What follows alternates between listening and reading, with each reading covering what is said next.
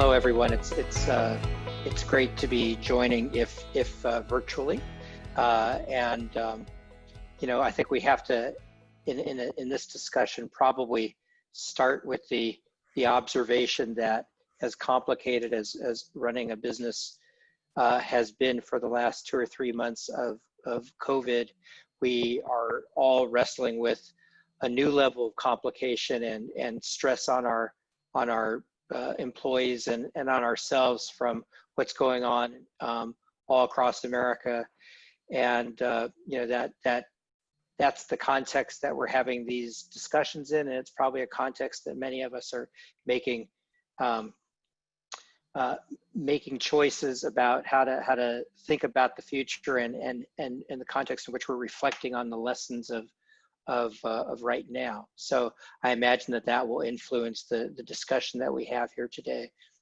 What we're going to try and do is start by sharing a little bit, each of us, about how we have been operating during the pandemic, and then have a number of questions that we're going to try to address. And hopefully in the course of that, all of that, you will have questions of your own and areas that you'd like to see more emphasis on. If you can go into the chat, I'll do my best to pull the group's questions into the conversation as well. For us at NHPR, the coronavirus situation dawned early.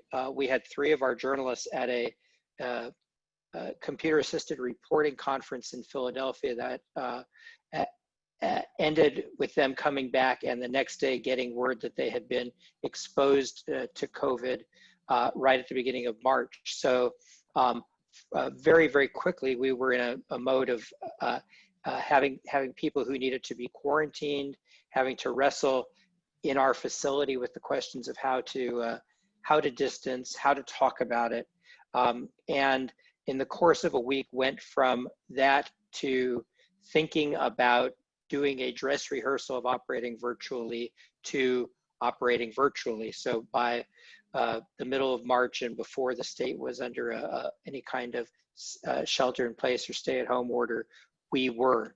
If you think about what a news organization does or what our public radio station does, everything got turned upside down.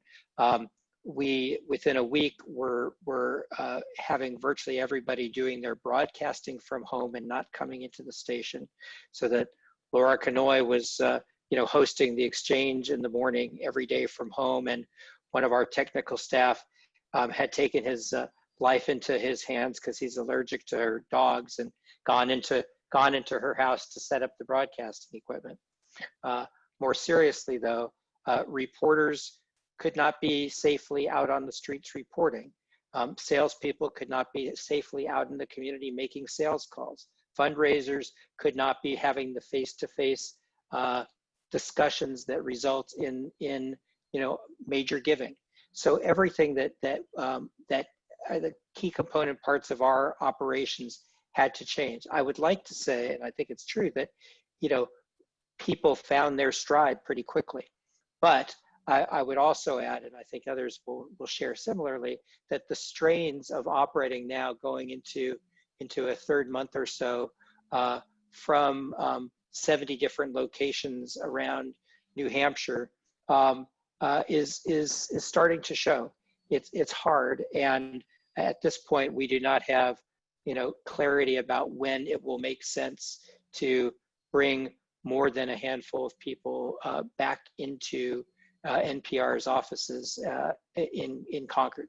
So that's a quick overview of what's going on at NHPR and how we've had to deal with this situation. Let me imaginatively begin in alphabetical order and ask Clay if you could talk a little bit about the operations of Mascoma and how they've been affected. Sure, Jim. Nice to be here and to see everybody. I've kind of described things as happening in waves. I think the first one was probably similar to what you described in terms of us changing our mode of operation, and with our back office staff going remotely. Banks are not typically known for their agility, and they're pretty locked down. So getting everybody to do things from a secure manner from home was one of those, and then also securing our branches to continue the service that we have to do, but also consider the safety of our colleagues. We had some added waves in that the fiscal stimulus with the Paycheck Protection Program added quite a bit of work, but it was for a very good cause. And then also kind of the forgiveness that is happening with a lot of different loans, both commercial mortgages as well as residential. So it's been a bit of a wild ride, and I think, like you, people are getting a little cabin fever and wanting to get some face time back in the office. But we're going to keep working remotely and slowly open up our branches. Very good. Thank you very, very much. Ryan? Yeah, so, at Mainstay, we're a team of about 60 people. As she mentioned, we serve essentially as clients' IT departments and compliance and information security teams. And so for us, we're able to see this happening a little bit early, but what was, as we approached it, we took a framework of essentially first, protection to team, and second, service to clients, and how do we serve our clients well through this, and then third, what would the impact be to our business, so we could think through in kind of that framework and priority. And so from an operational standpoint, we're fortunate, we're a technology company, and so we already, every single position was able to work from home, and that was a normal part of our culture. And so telling everybody to just work from home was very, very simple. And then adjusting some service delivery, obviously clients understood when we said, hey, we're going to drop ship something to you, or hand it off, or wear PPE if we have to come in for the limited times when we still needed to get into a critical business. And so the operational impact for us on that level was pretty straightforward, because we get to be a remote company. Certainly we had a wave of helping all of our clients go remote, which again, we're sort of proactive planners. And so most of our clients were really well aligned to be able to do that. Which allowed us to then start to focus on how do we then adjust the business and be able to focus on that early, because of some of those things that we were able to put in place. Again, being technology, we get to work remotely a little bit easier. If I could ask, let's stay there for just a second before we go through the rest of the group on the first round. Given your expertise with work from home, you heard both me and Clay say that working from home after a couple months is really a strain on the system. Yes. Any good advice for organizations on doing this for the long haul? Yeah, it's a great question. I think, that sort of everybody's first focus was on the tactics of this, right? Like, how do we get the logistics of working from home and everybody to connect? And then, very quickly, as you say, this is a bit of a grind. I think it's important on leaders to say, all right, how do we build the right meeting structure and process and systems and things for supporting our team through this? And I think just recognizing that it's a grind and trying to recognize it as early as possible and project out as far as possible to be prepared with the team.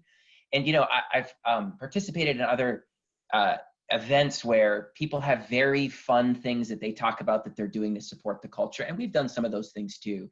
And we use our Microsoft Teams extensively in channels, and people have planned remote video games events and all. But what we found really matters is just care for people, and just being really intentional about leaning in, about increasing the number of one-on-ones, about turning video on instead of leaving it off, about being really transparent. I'm doing all staffs far more frequently and speaking transparently about here's what we see is happening, here's what we'll do if this happens, and what we do if this happens. And then talking about things like, how do you meaningfully replace a commute that to some of us was a stress, like a stress reliever. I could land the planes on my commute, and now I found mindfulness exercises are really helpful. And so encouraging the team to practice some of those things. And so I think that the most important thing in that grind is to recognize the people and to lean in as people, and to not let the technology be a barrier between the people, and not look to technology to solve it. Like a Zoom happy hour is all well and good, but like, it's really about leaning in and connecting and really asking, how are you and how are things going, and checking in and having that whole team lean in. To me and to our team, that's really what's been most meaningful and impactful. Great. I do need to correct you on one point. The purpose of a commute is to listen to public radio. Yes, well, that's part of how I de-stress is with NHPR. Understood. So I should You clarify. can still do that at home. It's okay. Well, we allow it. Let's see, Jenny. I'm going to leap to you. Tell us a little bit about the impact on Hypertherm. Sure, thanks, Jim. We have 1,800 associates worldwide at Hypertherm. We started to feel this effect with our team in China. We have about 40 or 50 associates in China. We have another few across Korea and Japan, and Singapore we have about 50. So we were experiencing the pandemic starting in the end of December and January. We have a manufacturing facility in northern Italy where we have about 40 associates there. And then we also own a company in Seattle, Washington, where we have 300 associates. So for a while, we were just felt like maybe Hypertherm was the vector for COVID-19. Of our 1,800 associates, 1,200 are here in New Hampshire, and about 550 of them are on-site essential associates. We pivoted the other 700 to working remotely nearly overnight. We had prepared some A/B plans for teams, but very quickly realized we needed to just go 100% remote. Culturally, that was really a strain for us. We're used to being very connected to our manufacturing facilities. All associates share in common experiences no matter what your role is here. And suddenly our buildings were virtually empty except for a very busy production floor. Keeping everybody safe, listening to their concerns were probably some of our biggest lessons. Is how do we really meet each person where they're at, whether that's isolation and stress at home and public and mental health issues starting to creep in for some of this newly remote workforce, and then associates who are on site wondering if they're putting their own families at risk or their communities at risk as they go home at night. So starting to learn on the fly through actually a cross-organizational pandemic leadership team, coming up with health checks, for example, social distancing engineering, redesigning our manufacturing floor, our assembly lines, bringing in plexiglass shields, things like that into our facilities. It was actually very helpful to have large team in Asia because we were able to learn from their societal methodologies and bring those here very quickly. So we felt like we were a little bit ahead of the game because we could leverage our global workforce. And at this point, we're slowly starting to bring people back on site. There are people who working in their basement next to a clanging boiler with kids and dogs yelling and barking is not working for them. Yeah. So that's the first group that's really starting to come back on site here. We've capped our total on-site capacity at 33% of what it normally would be. What we're seeing is that first day of transition for each person is actually fairly traumatic, actually. They're not coming back to the same company that they left, but once they see all the methods that we put into place, I think the comfort level is very high. We've increased our communication, to your point, Jim, greatly. Our CEO sends out weekly video messages. We're constantly walking and talking to everybody, and then digitally listening to our associates across the globe, too. So it's been quite a learning process for all 1,800 of us. Do you find as people are starting to come back in, is there almost an in-between culture? You have the culture of everybody working together, then you have the culture of so many people working at home. Are you beginning to see that there's things you have to be aware of because some people are back together and some people aren't? There's still very few people on site, Jim, but it is still a concern. Actually, all or nothing is some of the simplest ways to exist, we're finding. When everybody is on teams and everyone's their own box, you're not actually missing out on any face-to-face interaction.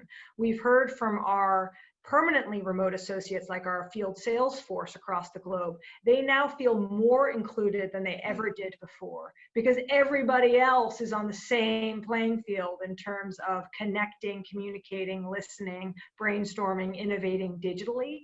So it's been actually an interesting increase in inclusion for some of our workforce, and then new muscles that we have to build for other parts of our workforce. When we become 50% on site, Jim, I anticipate some of that tension coming. And that's what we're looking to study and listen to people and their lessons learned in that way. Great, thank you. There are some questions starting to pop up in the chat. I want to get a little bit deeper into the conversation, and then we'll definitely go into those questions. David, give us the overview from Wirebelt. Well, we are very similar to Jenny at Hypertherm. We're a manufacturer. We're a small manufacturer here in New Hampshire. We have 100 employees. And the first thing was the, oh crap moment. What do we do? But we did everything that all of our companies have done, to keep everyone safe. But I think the big question we had here was, since we're an essential manufacturer, and we pivoted very quickly to letting people work from home who could, First, we had one learning thing about, well, we were dabbling our foot in how to work from home. And then all of a sudden it was, everybody who can should, and we had to do a whole bunch of IT support to make that happen. But I was personally worried about the supposed inequity between the people who had to stay in the company manufacturing and those who could work from home. Was it going to appear to be fair or not? And I have to say, our workforce was so good. They said, no, we get it. The fewer people here, the better off, the less chance there is for spreading the virus. So love my workforce, love my company. I want to stay with you and go on to another question, because I think you've given us a defining concept, the oh crap moment. It's one thing to have that moment if you don't have a strong culture or a strong set of guiding principles. And it's another if you have that foundation built. So do you, as you reflect on it, do you think that there were policies, cultural norms, ways of being at Wirebelt that had you prepared for this, otherwise unprecedented event?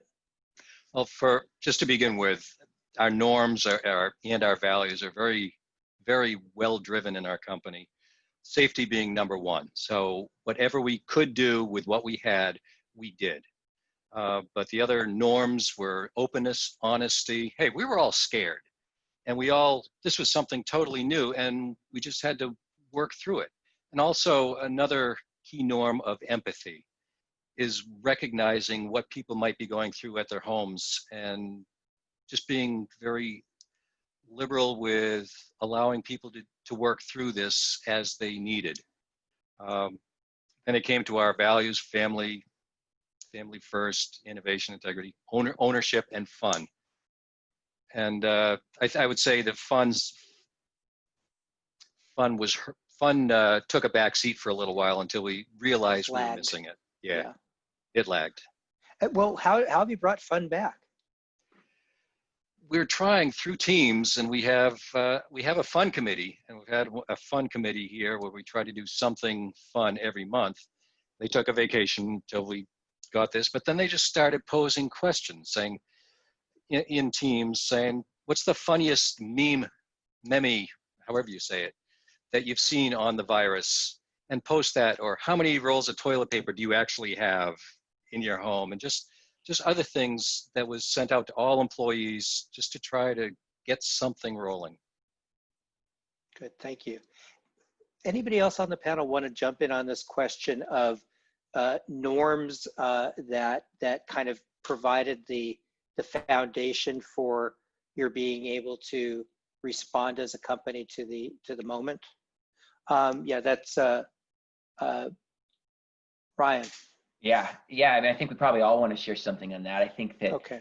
I think the biggest thing for me is that everybody has had to make rapid changes through this, right? But not everybody enters the hurricane with the same crew in the same boat. And I think in the calm times, if you really build out your boat and you really have a wonderful crew and you really have a wonderful team and bond on that, then when you enter into the hurricane unexpectedly, and this one certainly came up overnight, it's a very different experience sailing through that. And so for me, the values that we have around our culture, I mean, we genuinely care. We care for our team. We care for our clients. It's not an act. It's just part of our DNA.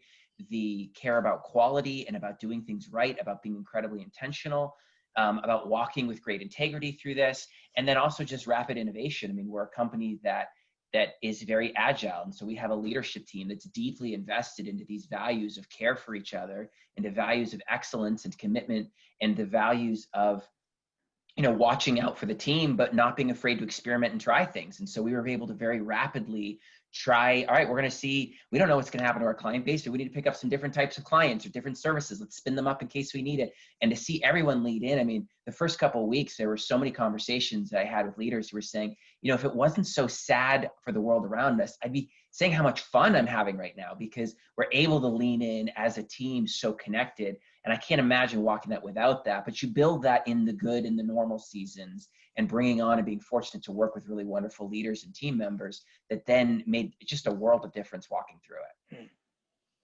it. What you're saying resonates for me in an entirely different business, because I think there's something about having this intense sense of mission. I mean, Yes. The mission of NHPR is to do public service journalism.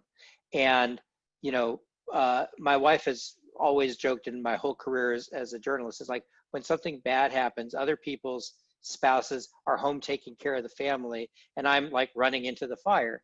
And our whole organization is a run into the fire kind of organization. It sounds like yours kind of is as well. Is that sense of mission for folks on the panel part of something that gets people to rally to the moment? Jim, I think that's definitely the case for us. We have about 350 people at the bank. We're a mutually owned bank, which means we don't have shareholders in the traditional sense. It's more of a multi-stakeholder model. And so the community, the people who technically own the bank, are the depositors. And so at a time of need, like what we've been seeing, it really does become more of a rallying cry for people to work to support their friends, neighbors, loved ones, and their colleagues. And they know that the benefit is going directly to those people. So I think when all is said and done about this, I think one thing that we will find is that those organizations that have a greater sense of purpose going into a crisis are able to weather it better than those who are doing things for a buck. And I think that you cannot lean on that too much, and to the degree of taking advantage of people and their goodwill to work very hard. But I think it does allow an organization to come together and be unified in the face of adversity. At Hypertherm, where you have you just described, Jenny, people all around the world. Is it any harder to galvanize that sense of hashtag in this together, or did that take extra work? No, it actually, because of our associate ownership, culture, and purpose, to Clay's prior point, it actually came from throughout the organization. We had teams creating thank you videos to our on-site essential workforce, showing videos of them in their living rooms in Brazil, speaking in their native languages, saying thank you and expressing gratitude as from one owner to another owner. So we have a really strong unifying principle of ownership where each associate owns the business. And that's part of our mission, to Clay's point. We also have a very strong set of codified values as an organization. And that really created great clarity, actually, in the time of crisis, because we've been living by those values for decades. And our triple bottom line mission is very well understood. We don't see these as trade-offs. We see them as mutually reinforcing and mutually strengthening components. So when it came to number one, focusing on associate health and well-being in a pandemic, that is tied directly to our mission. Number two came to public health. It's because we've been thinking about our core value and trying to express our core value of community leadership for decades. And then the third kind of priority in the pandemic was business continuity. And that's continuing to meet the needs of our customers and partners around the world, and starting to acknowledge that we're an integral part of a supply chain, that if we were to tag out as a business, we would bring down not only our own jobs, but the jobs of thousands across our supply chain. So that was very clarifying for us. We didn't have to spend any time at all kind of figuring out why we were doing what we were doing, who we needed at the table to help us solve some of the challenges that COVID was throwing our way. But the ownership was really what gave us that direction and the fuel throughout this, for sure. Sure. One of the questions from the audience builds on what you've raised, so I want to ask it. This is from Sue Kaplan at Sustainable Futures Consulting. She writes, since Hypertherm is a leader in recovery-friendly workplace, how through this have you supported associates with identified and non-identified addiction issues? It's been a big issue, Sue. It's a great question. Actually, we had an associate who immediately started to share virtual support and recovery meetings. So we had a list going internally, and we were putting that out. It was one of the first things I included in my all-org communications was how to maintain recovery. So that was one way. Another way we started to hear from people who are on-site associates in recovery is they started to share the importance and gratitude they had to keep coming to work and to enable their routines because it gave them the structure that they needed in their recovery. I think we all know from this initiative that employment is another mechanism to maintain and achieve sobriety and recovery. And we were hearing that from our associates as well. I think our focus on wellness and keeping people well and meeting each person where they're at in time of calm, to Ryan's point, is also then help clarify our approach and the trust that we had with people in a time of crisis. Sue also asked, and this is for the whole panel, how have others supported employee mental health needs? I know at NHPR, this is a somewhat indirect answer. One of the things that we've struggled with is that nobody has wanted to take any time off. In part because they can't go anywhere. You can't go on vacation.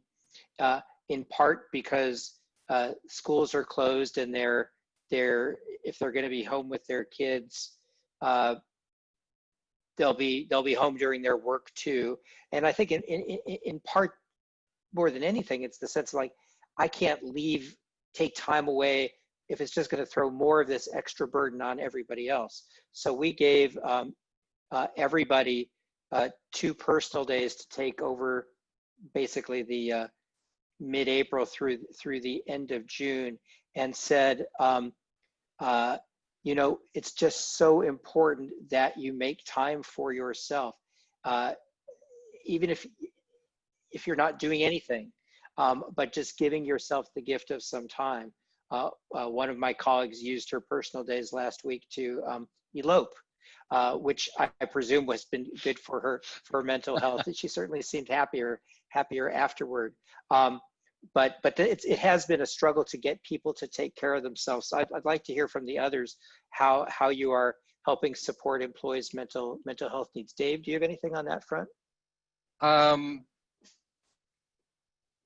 will admit that I'm listening to this as well as being on the panel. So I'd like to hear the others' answers. This is one of those areas that, being a smaller company, Yep, you know, we've left it to HR and our EAP, et cetera, but I know we could be doing more.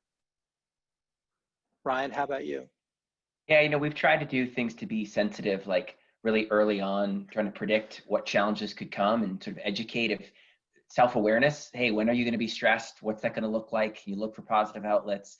Connecting. I know our HR manager spent a lot of time connecting with people, and then every week on Teams, she does a poll of just how was working remotely for you this week? Working remotely is different. Was it great, terrible? You know, kind of 5 choices that helps us keep a bit of a pulse on things. We've always shied away from too many of those surveys in the past. It feels a little anonymous. We're only 60 people. We don't do too many of those, but in this time, we felt like that was a really appropriate thing that's helped her to then target, and all of us in leadership to understand how are people doing overall, and then just checking in and saying, how are you? I got some great advice from the other day of, you know, from I think one of these panels of ask how are you twice. You know, don't just take the first how are you, we're good, but ask again and say how, like, no, really, how are you? And then taking that time to listen and just creating space in all the busyness to listen. I mean, we all need a friend, we all need an ear, and I think that's some of the best ways we can support each other.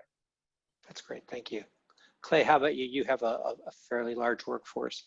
Yeah, a lot of the same things. I think our education department created customized training on how to manage people remotely, which I think gets to a lot of that as well. And so we did that with all of our supervisors. Another thing that we did is through the Gallup organization, which we participate in their G12 survey annually. They had fielded one that was, I'll call it COVID specific. And it allowed us to measure how our employees were doing. We fielded that around the end of April. And that allowed us to break down by department how people were feeling about things. and then really kind of dig in where we needed to. And once we had identified places that needed to be, needed some attention. So the what we're hearing kind of across the board is ask more, lean in more to really wanting to know how people are feeling. That point of saying how are you the second time, because so often we say how are you, and really the only answer you want to hear is fine, so you can move on to what you really wanted to talk about. But now is a time for leaders to really want to talk about the question of how are you, I think. From the personal to the operational to the sort of the realm of strategy and leadership, I think for all of us, we've probably been thinking hard about the lessons that we are taking away from this experience, which is not over yet at all, but the lessons that we're taking away from it that we think will be enduring, and that will change the way we lead or change the way our companies operate. And I'd like to go through the whole panel and give everybody a chance to respond to that. Clay, since you're large on my screen right now, why don't I start with you? I think one of those things, I've always thought of myself as one who prides himself in doing communication regularly. And one of the ways I had done that was monthly emails, just updating people. When this started, and I think Jenny referenced this before, I started doing videos every week, and they were kind of 8 to 10 minutes. There was always a lot going on. And after things calmed down a little bit, there were elements of humor in them. My dogs showed up in them and things like that. And people really liked the videos. And I don't know that I'm going to be able to go back to the written word. And I got a lot of encouragement, and I think it allowed us to connect more personally to people. And as part of that, I was also taking anonymous questions through a survey every week. And transparency is another thing that I think is critically important in an era like this. And I would read verbatim the questions, and some of them were pretty hard, and then address them directly. And I had time to look at them and prepare, but I think that earned senior leadership some trust in that we were able to take those on, and things were moving pretty quickly. So I think those are a couple of things that we'll probably keep doing because the results have been very positive. Good, thank you. Ryan? Yeah, I'll, at the risk of getting too philosophical, I'll say that, it's really helped me to embrace even more this concept called being anti-fragile. So there's a wonderful book called Anti-Fragile for anybody who wants to dive in. But essentially it says things are in 3 classes. There's things that are fragile. So when there's shocks, they break. Things that are robust, like my desk, that can take a lot of shake and pounding and it will still survive. And then there's things that are anti-fragile, where shocks actually make them grow stronger. Our muscles are a great example of that. We work out, but you have to stress your muscles in order to actually get stronger. And there's a whole way that, this is not going to be the first crisis that any of our organization, or the last crisis that any of our organizations face, right? It might be the last pandemic, or it might be the first of 100 pandemics we face in the next century. And so the whole concept is, how do you position a company so that when you have these shocks, you can grow stronger in sort of every way through them? And I think, on the financial side, we've always been proponents of money in the bank and no debt. And I'm really a proponent of that now. My savings targets have just increased through this. From the leadership team, of having leaders that have a lot of focus and a lot of ownership, and like empowering them and having more leadership resources, like that's really powerful in this. Having clear visibility, sort of top to bottom in strategic planning. We need to get better on that. We've realized we can be a little too scattered, because I can be very entrepreneurial in my focus and sometimes drag us into places we don't need to go. And we need to get better. But we're learning so many things from this, and we had built a lot of that before. But now it's this intentional embracing of, how do we get better through this? How do we lock in the ways that we're better? And then how do we position ourselves so that the next crisis, we actually emerge stronger from each one of these in an anti-fragile way? That's a really helpful way of thinking about it for me. That's really powerful. Now we have our next book, which is From Oh Crap to Anti-Fragile. It's a whole process. Jenny, lessons learned? Yes, lesson learned, very similar actually. I think our values are what helped give us clarity, as I already said. But a lesson learned there is, how do we maintain that conversation and focus on values throughout? And use this as one example, but keep creating a conversation. We do that very well at new hire orientation. We do that very well at new leadership transition trainings. But how do we keep bringing that alive? I think it provided a great compass for our organization. So keeping values front and center. I think similar to Clay's sharing, our communication strategy has just been way out front now with our associates. And we won't want to shy back from that, nor will they want us to. So that global inclusion as well, keeping examples from all of our globe as opposed to being New Hampshire centric, was a key lesson here. We won't go back from that. And then the last point, I think, is the emphasis that we have on the quality of our leadership. So a little bit of what Ryan just said, but with a large organization with hundreds of people around the globe in different pockets, the leaders of those teams, for example, our plant manager in Northern Italy, his strength is what got us through there. We were very humbled by the limits of what we could do to support those associates here in a true, genuine, minute-to-minute ongoing way. It's obvious to say that now, but I think beforehand we would have thought that the might coming from New Hampshire would have taken care of people. No way. Those localized leadership traits and qualities and strength. And we saw some gaps there too, and we learned a lot about that. So I think the criticality of that position and how we're connecting and how we're supporting those associates and those leaders will also be a huge emphasis of ours going forward as well. Good. That's a big takeaway. Yeah. Dave, on your front? Yeah, I am unmuted. Good. Following on what Ryan said, we're a Yankee company. We've been around for 100 years plus now. And great grandpa shared with grandpa and dad and down to me to save for a rainy day and not over leverage. Make sure that you can weather a storm like this because you never know what's coming down the pike. The other thing was agility. Being able to shift quickly was key in us keeping the production running, everything coming in, and things moving pretty well. And lastly, communication, as Jenny said, and Clay said, it's over communicating, building the trust, building on your values. It's when you get into an emergency like this, you really boil it down to your core values. And that's what you have to, they got to be there and you have to live them. Good.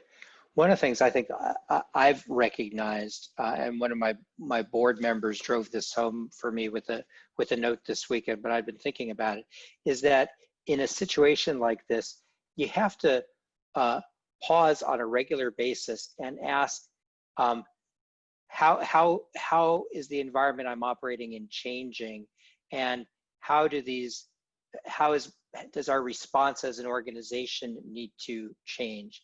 It's not good enough to say we figured out crisis mode, we've now gone into crisis mode,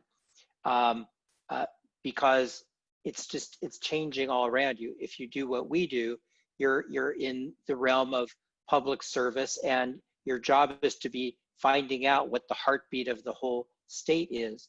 And like any other kind of test, you can't check somebody's heartbeat once. You have to keep checking in. And in fact, the state's information needs have shifted some over time as we went from fearing that we were all going to get sick to trying to understand where the pockets were and what the mechanisms of transmission were, and then trying to understand what does this mean to the economy, what is rebuilding or reopening going to look like. So it's been a constant state of reassessment. This prompts a question again that I'd like to run through with everybody, and I warn you, this wasn't one of the ones that we were asked to prepare for, but I don't doubt that you will all have an answer, which is, at this point, 2.5 months in, how far ahead are you capable of looking? What is your sort of the horizon you're able to operate from in terms of planning for your organization and feeling that you have a sense of clarity? we live in a world where we make things like 5-year strategic plans, but then we also, operate from quarter to quarter or day to day. It feels to me that the normal perspective that we have on planning horizons has just been blown up by the degree of uncertainty that we're living with. And I wonder where you all are in terms of your ability to look ahead. Jenny, can I start with you on that one? Sure, it's a great question.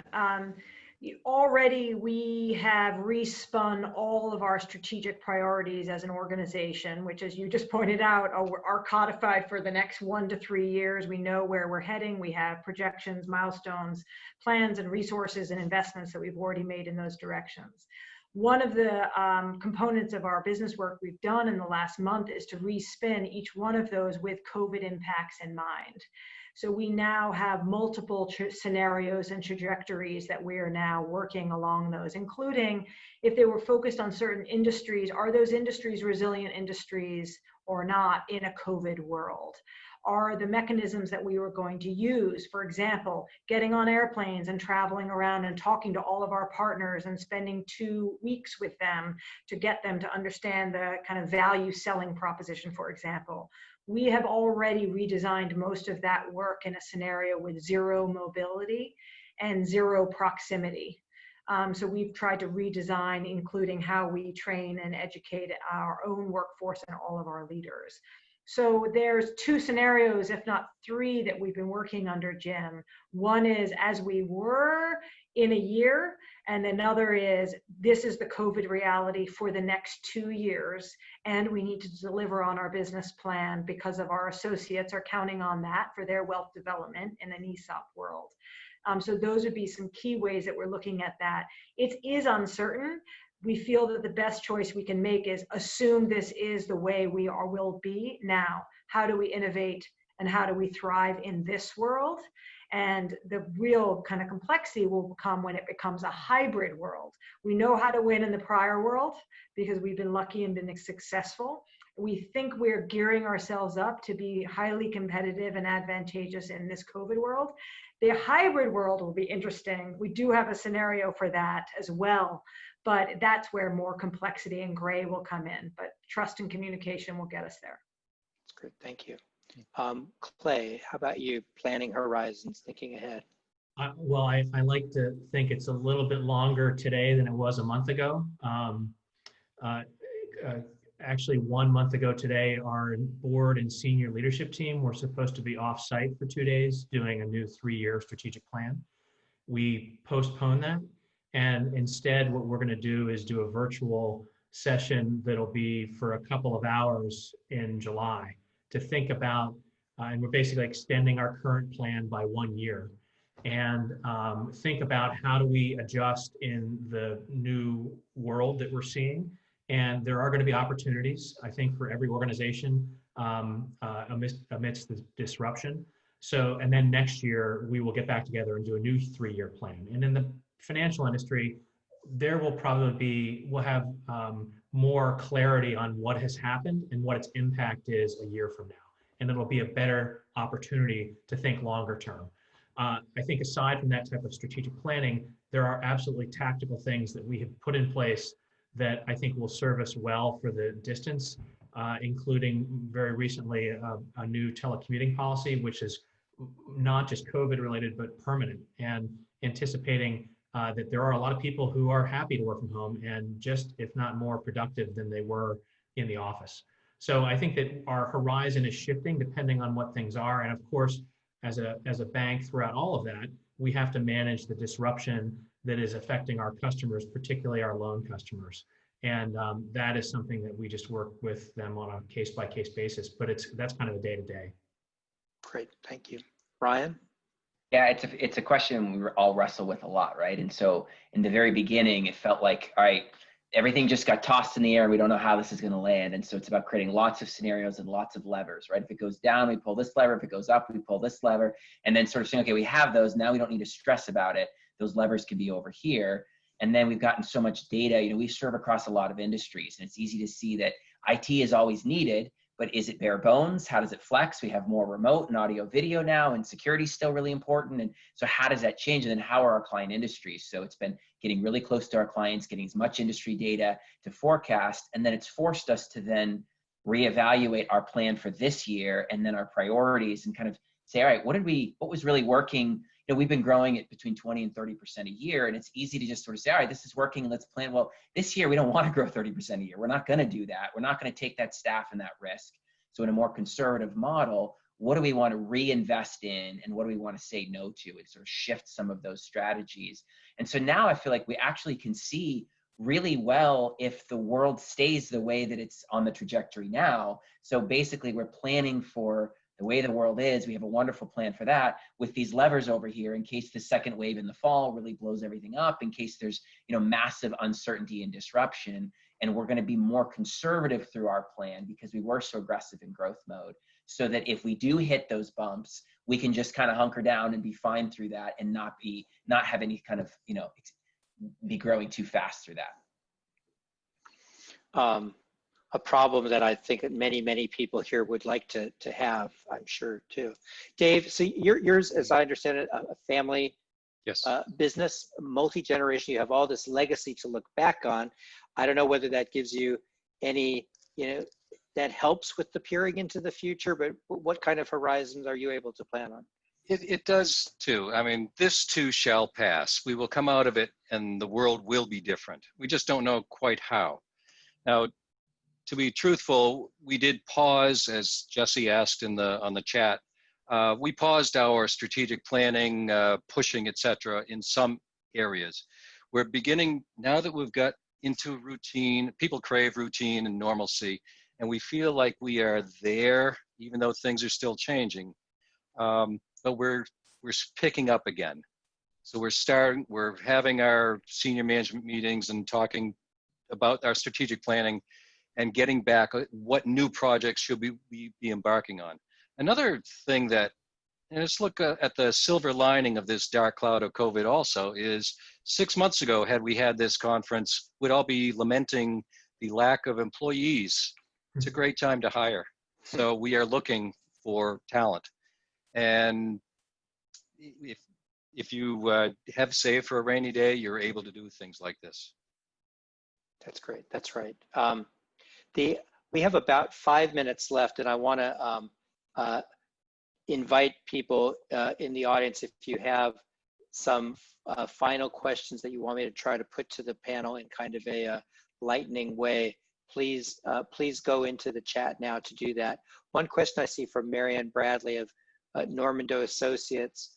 One of the biggest challenges companies face with this new remote workplace is flexibility, particularly in terms of hours of operations. To any of us, how have you been able to support the flexibility that is necessary with a remote workplace? I know at NHPR, I mean, we operate in a world of certain kinds of deadlines. The news has to be, you know, on at the top of every hour on the radio, and people are coming to the web to see things urgently, and we have customers of our underwriting department that need to have their ads trafficked, you know, as they need to be trafficked, and yet the people who do that work are home teaching their kids algebra or something, and those two things cannot possibly happen at the same time. And I think it came to a very quick recognition that we had a very professional, responsible group of people who knew what work they needed to get done, and that if they needed to work from 6 to 9 in the morning, and then from 4 to you know 8 or 9 in the evening, and they needed that space in the middle, if they could get the job done, we said, of course, that's what you need to do. These are exigent circumstances. How about the rest of you in terms of flexibility with people's time? Dave, you're nodding your head. Just total flexibility. Yeah. I mean, let's face it, some jobs are much better to work remotely than others, but we still were very flexible. I know that when we go back to the office, there's going to be a lot more work from home than there was now, than there was before. Yeah. And some jobs it'll work better with than others, and trust. You have to have trust. Have the right people. Yep. Anyone else hit limits on flexibility, or obviously if you've got a manufacturing line, somebody has to be to the right and somebody has to be to the left? Yes, on our manufacturing line, Jim, this is actually some of our best lessons learned, is trying to meet people where they're at. So some people move to second shift, some people move to third shift, some people move to first shift. And we normally are pretty methodical about those moves, and we tried to give people whatever they needed. We opened up a Saturday shift, for example. And those types of moves allowed people to move their schedule and their family coverage in a way that we were a lot more rigid about, to your prior point. We've also redesigned some of our processes to enable fewer people in that process. So the tack times have changed a little bit, but then it gives that flexibility that people need to create family coverage. So we've learned a lot of good lessons from it, for sure. Excellent, great. Clay, the bank has open hours. There's limits to the flexibility. Well, there is and there isn't, and it's actually an area where an inequity can develop, because half of our staff are in branches, which are open 9 to 5, and half of the staff are more back office. So it's probably not unlike what Dave and Jenny are dealing with on a manufacturing basis. So the back office can be pretty much limitless. You need to be there to support your teams and coworkers and your customers. And we're good with that. But one of the questions I took this past week was, we keep someone who's probably in a branch hourly basis. We're seeing people out during the day and they should be at work at their desk. Well, they don't sit at their desk at home from 9 to 5. And there's an education that has to happen as to how our different worlds work together. And I think that's an ongoing thing. Great. I actually see that somebody in the chat has got the best last word on our panel. Colleen Vian from Timberland says, I'd like to see everyone stop talking about the new normal and instead get everyone to think, talk, and plan for a new, better. It sounds to me like the companies on this panel think that way. And as Dave said, that there are people here looking not just for lessons, but for silver linings. I have learned so much in a short time by hearing from all of you, and I want to thank Michelle and NHPSR for inviting us, and thank you all for sharing so candidly.